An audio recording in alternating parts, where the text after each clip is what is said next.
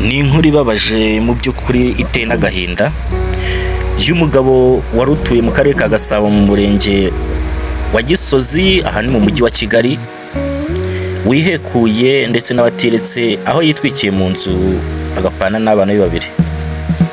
Uyu mugabo yitwa Sebatware Emmanuel yapfanye n'abana be babiri bahiriye mu nzu bita Imana, abandi bantu batatu bari kumwe nabo bo bararokoka. Ibi rero bivugwa ko byabereye mu murenge wa Gisozi mu kagari ka Ruhango mu mudugudu wa Murambi mu rukerera rwo kuri wa 3 Mata 2025. Iyi nzu bikekwa ko yatwitswe na Sebatware Emmanuel wari nyir'urugo. Ababibonye bigitangira babwiye ibinyamakuru bitandukanye nka Igihe ko inzu yahiye ariko ubutabazi bwahagera ku bana babiri bari bayirimo bagasanga bashizemo umwuka. Nzabonimpa wari umurinzi muri urugo yavuze ko yagerageje gutabara abandi bantu bari bari imbere mu nzu. Yagize ati saa 10 za mu gitondo nagiye kumva numva ikintu kiraturitse, nahise shaka uburyo bwo kwica inzugi kuko hose hari hafutse. Noneho ngezemo imbere nsanga umuriro watangiye kwaka uhereye mu cyumba cy'umukoresha wanjye. Uyu Nzabonimpa yakomeje avuga ko inzugi zose zijya mu byumba Sebatware yazifunze nta n'ifunguzo zazo zihari kandi yazanye na essence mu nzu.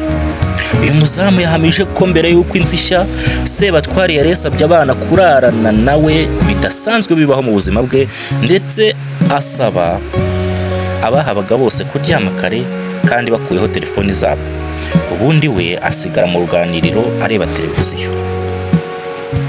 Nkundimana Yvonne wabaga muri urwo rugo akaba yari yararanye n'umwana muto wabashije kurokoka, nawe yavuze ko bagira bagije gutabara abandi bana bikaba iby'ubusa. Yagize ati uyu mwana niwe bucura bwa hano, nyir'urugo yari yansabye ko bose bararana nawe ariko mubwira ko we yaza kumuha urushya arandika turararana. Umuriro utangira kwaka umuzamu yaje yica inzugi atugeraho, ariko tugeze mu cyumba cya nyir'urugo cyari cyarayemo abana dusanga bahiye bagerageza gusohoka.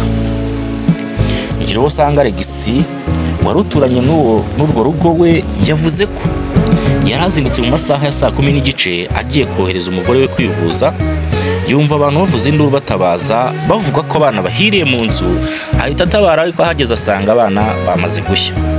Ubwo iyo nzu yashyaga nyina w'abo bana bivuga ko yari yaraye Musanze muri gahunda z'akazi kuko yahageze mu masaha ya mu gitondo.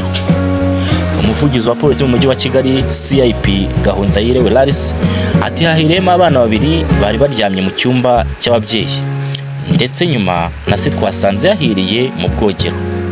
Harokotse undi mwana umwe w'imyaka 3 wari wararanye na nyina wabo n'umukozi wo mu rugo. CIP Gahonzayire kandi yihanganishije uwo muryango ku byago wagize, ndetse avuga ko agikomeje iperereza ngo hamenyekane icyaba cyateye inkongi. Abana bahiriye muri iyo nzu ni Mugisha Blaise wari ufite imyaka 12 y'amavuko na mushikiye witwa Unejeje Blessing wari ufite imyaka 3. Iyo nzu yakongotse nta bwishingizi yari ifite, ndetse haracyabarurwa agaciro k'ibyangirikiyemo. Sebatware Emmanuel yari asanzwe akora ibijyanye no kuyobora filimi, ndetse yari na nyiri hoteli yitwa Ibiza Resort ikorera mu karere ka Musanze. Uyu mugabo yakoraga ibijyanye no gutunganya filimi aho yakoreshaga amazina nka M. Ndagushimiye cyane wowe wakoze subscribe kuri Parano TV, nawe utarayikora nyaboneka ndagusaba ngo ushyigikire ngiraho ngera kugira ngo nkomeze kubagezaho inkuru zicukumbuye.